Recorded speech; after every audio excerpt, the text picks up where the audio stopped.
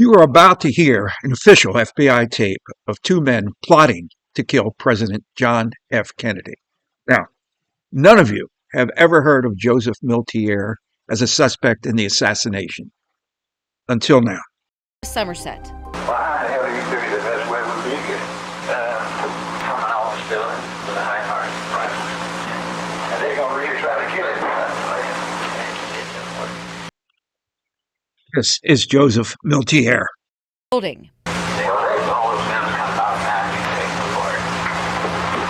Boy, if that Kennedy gets shot, we got to know where we at. They'll pick up somebody within an hour of that. So they'll throw the public off. Dallas, Texas, November 22nd, 1963. Moments before the assassination. President Kennedy is positioned in the lower right-hand corner. The arrow in the top left corner is pointing at Joseph Miltier.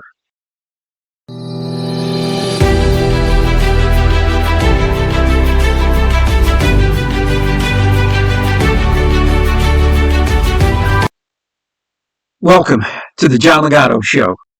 Americans are one step closer to learning more about three of the biggest assassinations in U.S. history. Give that to RFK Jr. President Trump has signed an executive order to release all documents related to the killings of John F. Kennedy.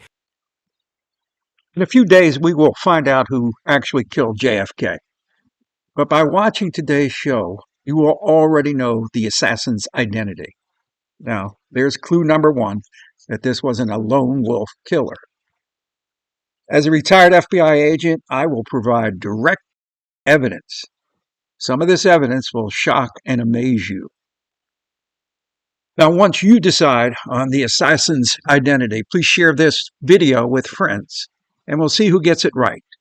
Who actually assassinated John Fitzgerald Kennedy? According to CNN, the author Vincent Bugliosi compiled all the conspiracy theories and concluded that 42 groups, 82 assassins, and 214 people were involved in the assassination.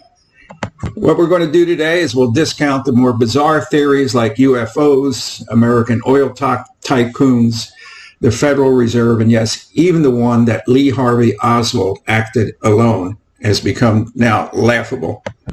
Let's start with some of the more probable suspects. Attorney General Robert Kennedy suspected the mob and Jimmy Hoffa were involved in the murder, then later included the CIA. The widow, Jackie Kennedy, never believed Oswald acted alone. She thought Vice President Lyndon Johnson gave the green light. Someone else who knew a bit about conspiracies, President Richard Nixon, felt LBJ had presided over a coup by having the president killed. And Johnson himself told close friends he thought the Cubans had arranged the hit, then later thought the CIA was directly involved. Well, we've covered the crazies and the likely suspects. Let's get to a few you've never heard about. This cast of characters include Dr. Mary Sherman, who was a brilliant New Orleans physician working with monkey viruses. David Ferry, who was working with the CIA and New Orleans Mafia boss Carlos Marcello. Judith Baker, an expert on monkey viruses. And New Orleans native Lee Harvey Oswald. It was New Orleans District Attorney Jim Garrison that connected Ferry with Dr. Sherman and Oswald, convinced that Ferry was part of the plot to kill Kennedy. Ferry with Dr. Mary Sherman, and he didn't pretend to know what the nature of their association was, but the fact that Ferry was not credentialed in medical stuff. Everybody knew he was very bright and very well read, but he was basically a defrocked priest who had become an airline pilot, and he was a big jet pilot for Eastern, and had lost that job due to a homosexual incident involving a teenage boy. Well, we can conclude that David Ferry is not a nice guy. But who is Dr. Mary Sherman? But credentials-wise. And Mary Sherman, on the other hand, was chairman of the pathology committee of the American Academy of Orthopedic Surgeons, a professor at Tulane Medical School, head of the bone pathology laboratory at Ochsner Clinic, which was a world-renowned organization. She had impeccable credentials, And so this whole question of what are these two people doing together? Now let's add Judith Baker to the mix and find out how she got to New Orleans. In the late 1950s, when she was still in high school, she was a science superstar, and she was doing these outrageous experiments in high school where she was giving cancer to mice in 7 days. I mean, that's faster than they were doing at the National Cancer Institute. So they pulled her up to Roswell Park Memorial Cancer Center up in Buffalo, New York, and they trained her to handle cancer-causing viruses because they knew they had an asset that was off the radar.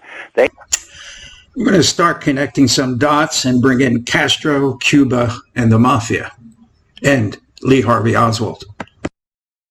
Right at this period in time, 1962, guess what happens? The Russians moved nuclear missiles into Cuba.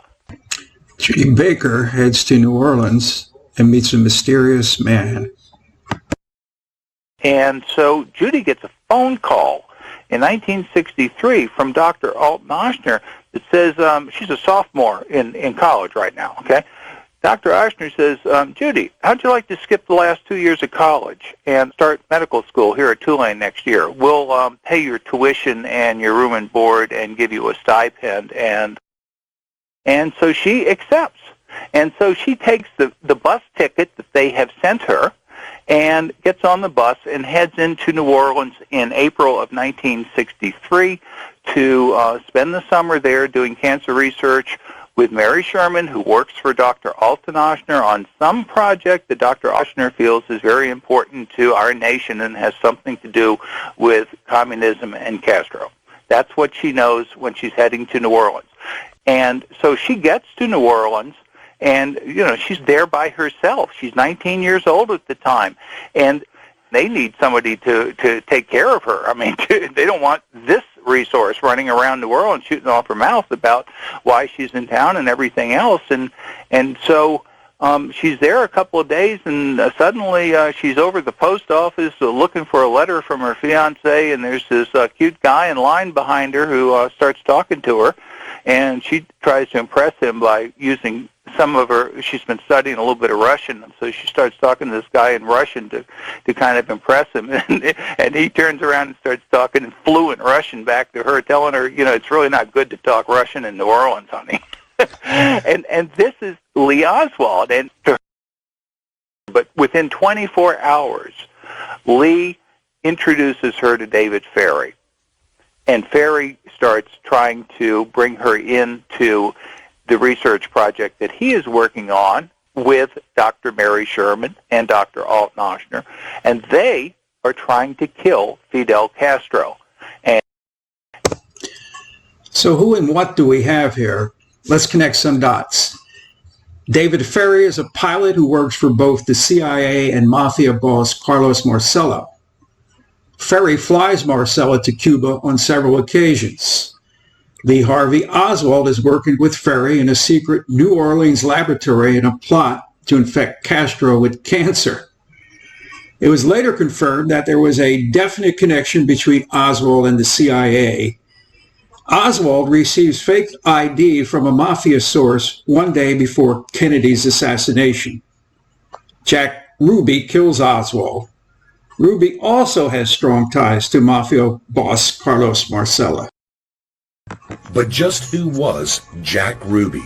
His real name was Jacob Leon Rubenstein, and he was born in Chicago sometime in 1911. In 1939, Ruby was arrested for killing a Union official named Leon Cook. But without any evidence to hold him, Ruby was ultimately released. He left the police station that day smiling, because he had dodged a possible conviction and his star was on the rise with the Chicago outfit. After the death of Cook, Dorfman assumed control of the Union, and Jack Ruby was slated as his right-hand man. After World War II, the mob sent Ruby to Dallas. So we have Oswald in New Orleans, Ruby in Chicago, and both end up in Dallas. Upon arriving in the Lone Star State, Ruby opened a string of sleazy nightclubs, living the life of an exiled Chicago gangster. It was an explosive time in world history. The mob was in its heyday, with its criminal activities far-reaching. Chicago boss Sam Giancana, New Orleans boss Carlos Marcello, and Florida boss Santo Trafficante had invested heavily in Cuba, purchasing and opening numerous casinos, nightclubs, and brothels. But revolution. By 1959, Batista was out and Castro was in. He later revealed his true colors by declaring himself a communist and throwing the gangsters out of Cuba. The mob lost millions, and Santo Trafficante was jailed. To say the mob was angry and felt betrayed would be an understatement. And it is at this point where things get really confusing. The mob had what they thought was an ace in the hole. Gus Russo documents in his book, The Chicago Outfit, that the mob not only helped John Kennedy get elected, but may have even fixed the outcome. Surely, they reasoned, Kennedy owed them something. So the mob, along with the CIA, began working together to take Castro out, and the president was fully aware and supported their involvement, a fact never revealed to the Warren Commission. Yeah, what we learned is a lot of people wanted Kennedy dead. We have Dr. Mary and her monkeys, along with the usual suspects of the mob and Castro. But what dots have we connected? Based on the information provided to the committee by the CIA in the 1970s, Chief Counsel G. Robert Blakey dismissed the notion that the CIA may have been involved. Our investigation in 1976 through 1979 did not indicate that there was a connection between Lee Harvey Oswald and the Central Intelligence Agency. But in April 2001, a Miami newspaper revealed that the CIA had lied to Blakey and the committee. Lead attorney Frank Regano. His clients include Carlos Marcello, Santo Trafficante, and Jimmy Hoffa. He has direct evidence that the mob killed Kennedy. Not hearsay, but direct evidence. Carlos Marcello, Santo Trafficante, Jimmy Hoffa. All three of Regano's high-profile clients wanted the Kennedys out of their way. A delicate spot for any lawyer, especially one becoming famous for his ties to the Mafia. In the summer of 1963, Regano let himself become the courier for a series of messages between Hoffa and the mob. On July 23rd, at Teamsters headquarters in Washington, D.C., Hoffa took Regano aside. He had a message he wanted Frank to give to Santo. We went to the executive dining room, and there was no one in there. And he said, something's got to be done. It's got to be done right away. He says, when are you going to see your friend? They got to kill this fellow. They got to kill John Kennedy. The next day, in an Orleans coffee shop, Regano delivered the message to Santo and Carlos. After Kennedy was assassinated, Trafficante made a deathbed confession to Regano that the mob had killed JFK. Does this wrap up the mystery? No, we're not even close yet. So let's eliminate some of these suspects. We know that the CIA hatched numerous plans to kill Cuban dictator Castro. But if you think about it logically, what he said in 1977, that killing Kennedy would have been absolute insanity because the U.S. would have then attacked Cuba in retaliation. That makes sense. This is the first installment of a three-part series, which will lead you to the killer. But before we wrap up, let me really confuse you. The Warren Commission and even the House Committee on Assassinations never mentioned Joseph Miltier. And I'm sure none of you have heard that name. Prepare to meet Milteer. Joseph Miltier is a Georgia backwood member of the Ku Klux Klan who hates Catholics. A fellow FBI agent and friend, Don Adams, will take it from here. Something has happened in the motorcade group. November 22nd, 1963. President John F. Kennedy is gunned down in Dallas. a crushing blow to the country, and a personal affront to FBI agent Don Adams. Oh, it shocked me. It devastated me. And I thought to myself, what did I do wrong? Don Adams is a retired FBI agent. I had him on my radio show in Cleveland, and he's a credible person. Oh, it shocked me. It devastated me. And I thought to myself, what did I do wrong? He was assigned to the FBI resident agency in southern Georgia and determined that Milteer was a member of the Ku Klux Klan and a very violent man. He was reported to be one of the most violent men in the country, JFK. saying bad things about what they wanted to do to Kennedy. And his main suspect was Joseph Miltier. What you are about to hear is an official audio tape between FBI informant William Somerset and Joseph Miltier. It will send chills down your spine because the overwhelming majority of America has never even heard of Joseph Miltier as a suspect in the Kennedy assassination until now. How do you figure the best way would be coming off still with a high heart, right? And they're going to really try to kill him. Take a good look at Milteer. Is this the face of Kennedy's assassin? Smuggling a gun into the building. All those guns come out now, you take the Lord. Boy, if that Kennedy would be shot, we got to know where we at. They'll pick up somebody in an hour of that. Throw the public off. I should have stopped the president from traveling instantly. This still photograph was taken in Dallas moments before the assassination. Now, President Kennedy and the First Lady are seen in the lower right-hand corner. At the top left, with an arrow pointing at him, is Joseph Miltier. I should have stopped the president from traveling instantly. Notice as the camera zooms in on Miltier. Is this the face of our assassin, or is it someone else? They messed up, and all the other agencies messed up. Is there any way Lee Harvey Oswald could have killed John F. Kennedy? No. Had nothing to do with it. Stationed in Dallas proves it, beginning with the Zapruder film. And all of a sudden I saw the president go like this with his hands.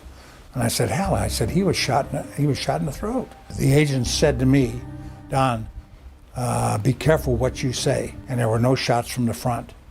But Don says this photo shows a bullet hole through the windshield. The very first thing that the doctor said was, hell, he was shot in the throat. That's a bullet hole. The minute that you have a frontal shot, Oswald can't be the shooter, because this came from the grassy knoll. And Oswald was in Texas School Book Depository. The Warren Commission ruled. It's time to decide. Was it the CIA, FBI, Johnson, Castro, the Mafia, Russia, or Joseph Miltier? Now, the release of the new information next week still may not identify a killer or killers, but you now have all the information needed to vote on who killed President John F. Kennedy.